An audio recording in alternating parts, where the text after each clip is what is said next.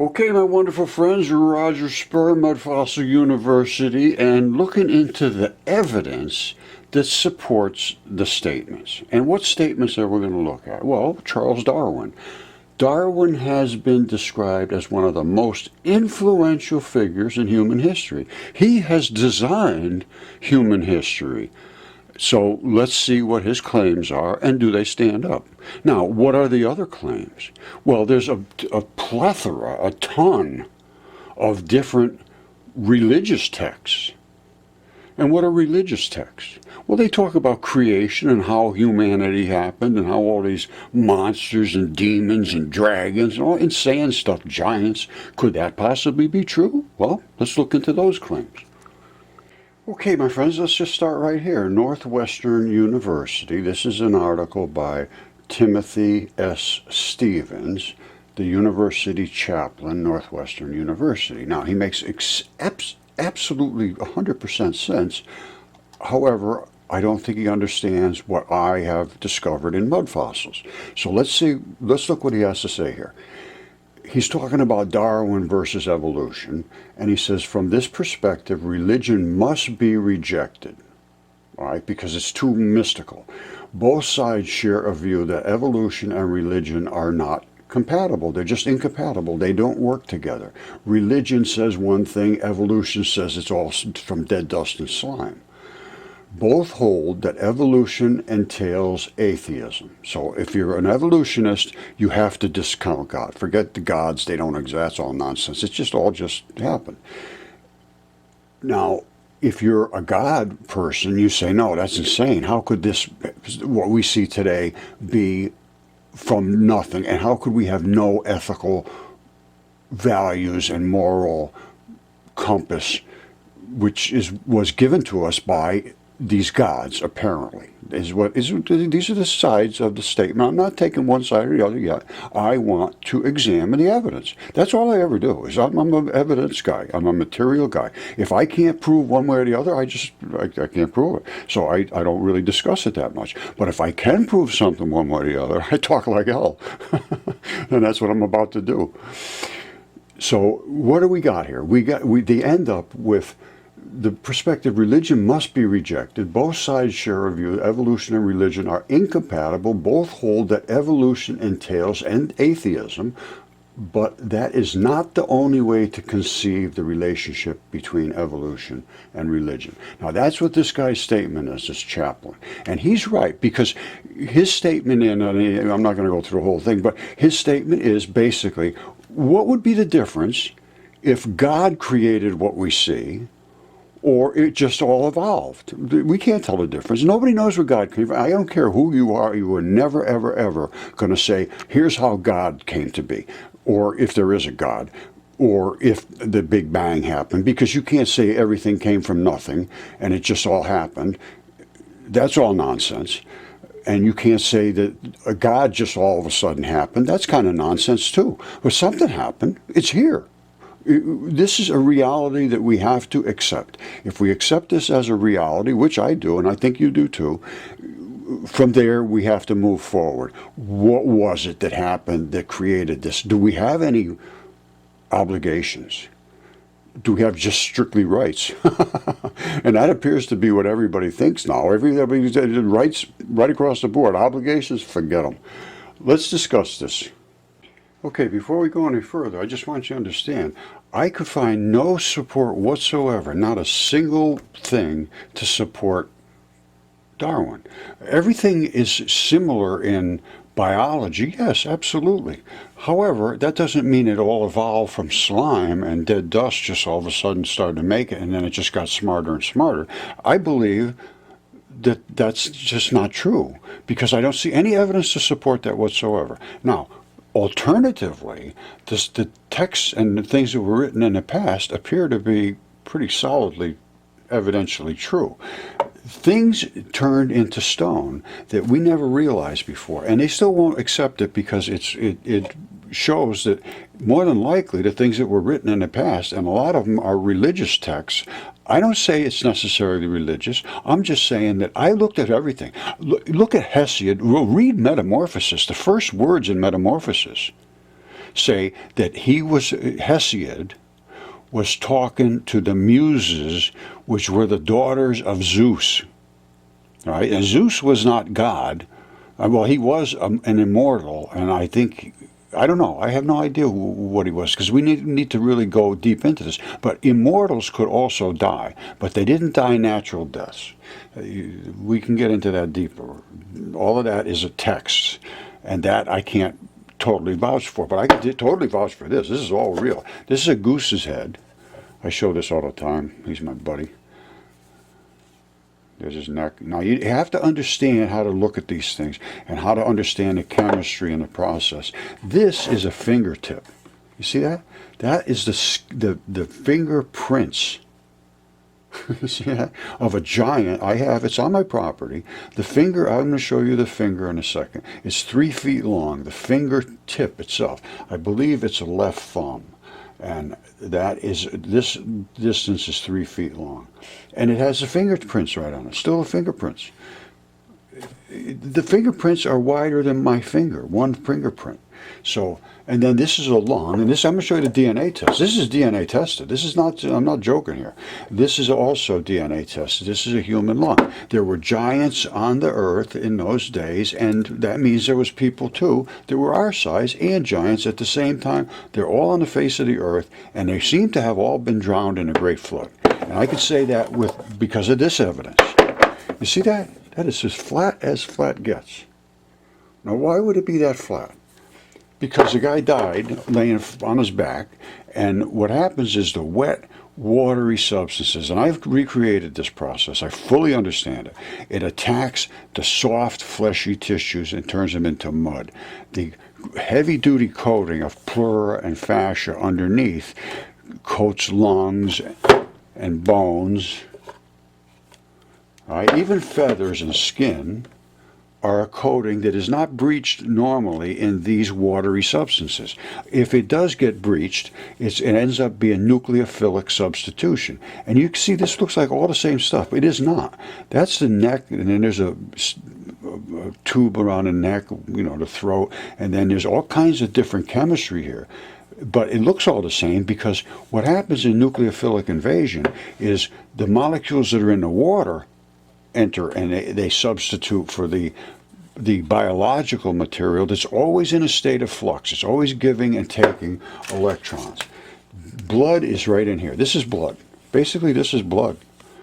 Iron is right in the center. And this gives and takes molecules back and forth, both sides of the periodic chart. When you die, everything sort of... These have a lot of extra electrons. These need electrons. They sort of come together using the transition metals and whatever's in the water to become stable. That's how these became stable. All right, that's the fingertip. It's the left thumb, I believe. And that is the fingernail. Very well taken care of. That's the bone in the back. You see that round spot right there? That's the bone. The bone bumps up against the other bone, and they're held by ligaments come up the sides and latch on to them, and that's what gives you the ability to do this and that. But they rock against the bone, and a little pad there. And then you have the blood supply. That's the finger. I showed you the fingerprints.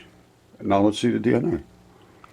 All right, don't forget, there's 3 samples on this test. One of them was this lung, which is the same size as a human lung. The pattern even on the pleura, which is the coating of the lung, is identical to, any anatomist will know exactly what this is. That's the depression of the heart. That's the lung. Now, and this was on that test. The big fingerprint with the fingerprints and all that, and the big fingertip was on this report too. And those 2 were extremely dense, and the third one was also human, but it was not quite as dense. Now, this is a PCR done. PCR is the way they do a little extra enhancement to it to make sure that everything's good and it's there's no contamination and all that stuff. You see, these 2 were very dense in everything. And the third one was not quite as good. But it was still positive for it. These 2 were real heavy duty, and that one wasn't. Now, excellent quality DNA was attained from the 36-inch tip, the big fingertip, and the lung. All right, and here's what they came out to be. These are the Homo sapien mitochondrial cytochrome B and Homo sapien mitochondrial D loop region. Both of them have the same report. They came back positive for human DNA. And these, one was giant, one wasn't. Now, I extracted it, so if I'm lying or I'm making this up and I fabricated this evidence, well, then it's me. But somebody should come up and test it if they think I'm lying, and I'm certainly willing to have them do it. All right, I was going to go through the whole thing today, but I'm not going to do that. It's going to take forever, so we're going to break it up into a ton of segments. Start by going and reading Metamorphosis by Ovid. All right, Metamorphosis talks about the whole meaning of this whole thing was that the earth was made of gigantic creatures. And somewhere down here I call it out. Here it is. Metamorphosis, the transformation, is a unifying theme in this book. Ovid raises its significance explicitly in the opening lines of the poem. In nova fert animas mutatus diseriformus corpora. What does that mean? It means I intend to speak of forms changed into new entities. Things changed into new things. Accompanying this theme is often violence inflicted upon a victim whose transformation becomes part of the natural landscape. He's taken these giants, in the original Metamorphosis talks about taking giants and turning them into stone mountains and all kinds of things just for their own pleasure. And it's pretty amazing. And this was considered one of the most important writings in history, up until just recently, because they dismissed it all and more or less hid it. And then he also wrote the Theogony. Well, Hesiod wrote the Theogony, but Hesiod wrote Theogony. Ovid wrote of all of the history up until his time, which was Julius Caesar. The Theogony was by Hesiod. Now, Hesiod was in 750 to 650 BC, somewhere around there. He was one of the earliest writers, and he wrote of the whole history of our earth and how the cosmos came to be, and that was dictated to him by the Muses, which was the daughters of Zeus. Now, I know this sounds just absolutely insane, and it is. I can't deny that. But Hesiod's encounter with the Muses on Mount Helicon, he was a shepherder, and they came down and they said, here, you're going to have to write this stuff down. He said, I can't write. He said, you're going to write, and he wrote. And Darwin was just wrong about everything. What's this? Oh, these are gods and immortals. What's the difference? And what about immortality? We're going to get into everything, but here's where we're going to start. Nobody's ever going to tell you where God came from. God may not even know where he came from. I have no idea, but I can tell you one thing. What we see is here as far as I'm concerned. Now, until mud fossils, there was absolutely no evidence whatsoever to support all these crazy things, dragons and monsters and giants and all of the things, crazy things. Well, before that, it was completely 100% faith. And I laughed at people that just accepted that because they had no supporting evidence. Well, now we got all the evidence. I stopped laughing. So now, what makes sense now? Well, what makes sense to me is Ovid and Hesiod and Herodotus and virtually all the religions, the Bible, the Quran, the Gnostic texts, the Dead Sea Scrolls, South America, Popol Vuh, all that stuff, the Nordic, Scandinavian stories of monsters and sea serpents, all I find very credible now. And we're going to go into this right now. The Gnostic library, which was just discovered, the Nag Hammadi texts. I'm going to tell you something right now. This talks about how you live, and whoever discovers interpretations of these things will not taste death. These were supposedly the words written down by Doubting Thomas, right as a scribe for Jesus. Now, was Jesus who he said he was? You know, you have to decide that for yourself. I haven't made my own decision, and I think he was. I think he's the Son of God. He's the only peaceful one I've seen in history. At 56, and here's what I support my statements by. 56 says, Jesus said, whoever has come to know the world has discovered a carcass. All right? It is a carcass. And then 80 is the other one. Jesus said, whoever has come to know the world has discovered the body. And then he also says up here, he says, Jesus said, those who seek should not stop seeking until they find. When they find, they will be disturbed. Yes, indeed. When they are disturbed, they will marvel. Yes, indeed. And will reign over all.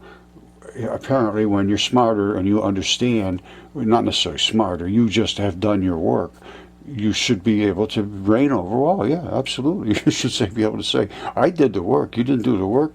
Good for you. Have a nice day. After that, they have reigned, they will rest, which I take it to mean you will die.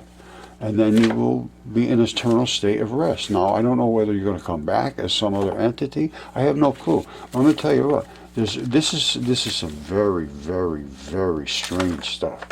And I'm trying, like it says, you understand this stuff, you won't taste death. And this are mud fossil ones, and number 6 too. This is what bothered me. Number 6 is the one that made me keep going. All right. Jesus said this. Jesus said, don't lie and don't do what you hate. All these things are disclosed before heaven. So whatever you did wrong, they're gonna know about it. After all, there is nothing hidden that will not be revealed, and there is nothing covered up that will remain undisclosed. Nothing. That's why I'm saying all these things I'm saying, because the things I'm saying, some of it could be sacred knowledge. I have no idea. I'm finding things that nobody had ever considered and would. And when I show you the things that they're doing at CERN right now, it's very disturbing. Extreme. I'm going to show you just a second or two, and then you can watch this video. Extremely disturbing, to be honest with you. Now, like I said, everything that I have read so far supports the ancient stories of these absolutely insane things, but they appear to have been founded in evidence. Now, this was when they finished this tunnel from Rotterdam to Genoa, and they had all of the heads of state in Europe there. Watch this. This is a freak show. Switzerland, Germany, Italy, and France a lot quicker. The strange part about this tunnel was the opening ceremony, which didn't take too long as I was watching it to realize that this was weird. The unleashing of the underworld. Gotthard Tunnel, underground. CERN, underground. As you'll see in this video, the connection between this tunnel and CERN goes far, far beyond being in the same territory and both being underground. So first things first, this ceremony was put on in Switzerland for the opening of the tunnel. World leaders from all over Europe, mostly leaders from Germany, France, and Italy were invited, which makes sense being as that's who this tunnel would affect most, but it also seemed to spook a lot of people, and I can kinda understand why once it gets going. Let this sink in here for a moment. This is how the secular world, a Russian newspaper, described this event, where 4 heads of state were at. Even the secular world states that it was a freak show, and that it strongly hinted at and conveyed to them that the gates to hell were open. That's how blatant this show was. Before the ceremony began, the tunnel was blessed by a priest, and then right after that, this satanic display arose.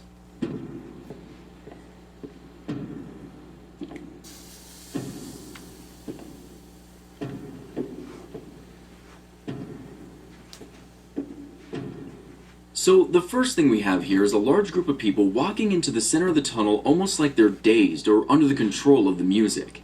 The way they walk has been likened to a zombified state by pretty much anyone who did touch on this video.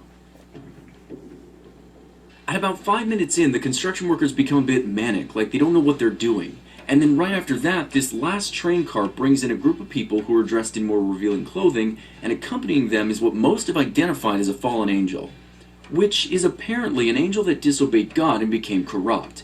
I know this seems like a bit of a stretch, but once the ceremony really gets going, there's absolutely no confusion here on this. There's even a scene in here that may even be an imagining of the fallen angel corrupting people.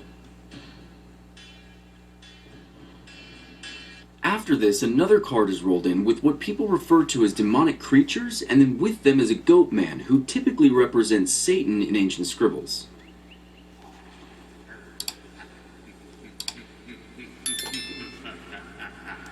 It's a freak show. I mean, it's just a straight up freak show. And this is it's Amplex is the channel. Very good people. You should subscribe to them. They bring things out that are just nobody's paying attention to. Now, just haven't shown you what I showed you. And I don't think Darwin was right whatsoever. And I believe the ancient texts have a lot of validity. And look at what they're doing here at CERN. They understand, apparently, what was written in the ancient texts. And there is supposedly an underground Tartarus that is where all these creatures are supposed to have been put. Now, were they blocked up? Were they locked up? And now we just drilled a hole into them? That's what they're sort of talking about. Because, I mean, it is just an absolute straight-up freak show. This is like them being released from hell and coming up into the...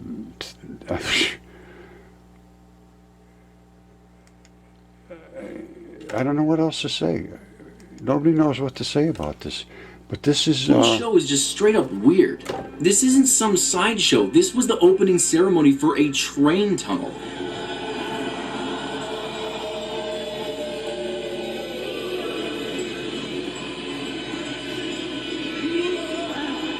You know, you're going to have to watch this stuff. I have no words. Now, I said CERN before. That was a mistake. That was a tunnel we were looking at before. But they all have this crazy...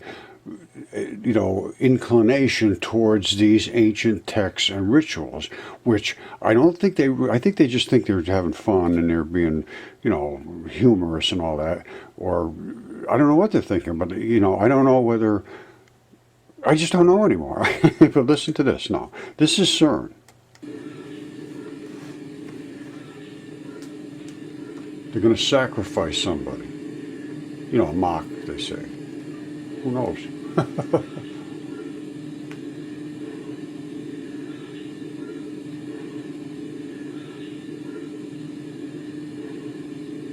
I haven't watched this. I don't know what they're going to do.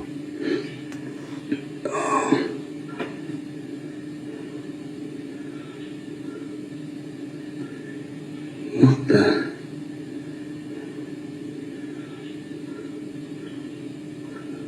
Somebody's filming this clandestinely. Fuck! Shit! Fuck! Now, all I know is it says these scenes were filmed on our premises, but without official permission or knowledge. This is from CERN, a spokeswoman told Agence France Presse in an email. CERN does not condone this type of spoof, which can give rise to misunderstanding about the scientific nature of our work. Investigation underway was an internal matter, she said. So they want to make sure that they're not being breached and so forth. But they probably think they're having a good time. And when I was a kid and I didn't really know what I was doing, I would probably be in for something like that too. But now it's a different story. We need to look at this stuff in a different pair of eyes instead of just slough it off and go back to business as usual, because it's not business as usual anymore. It just isn't.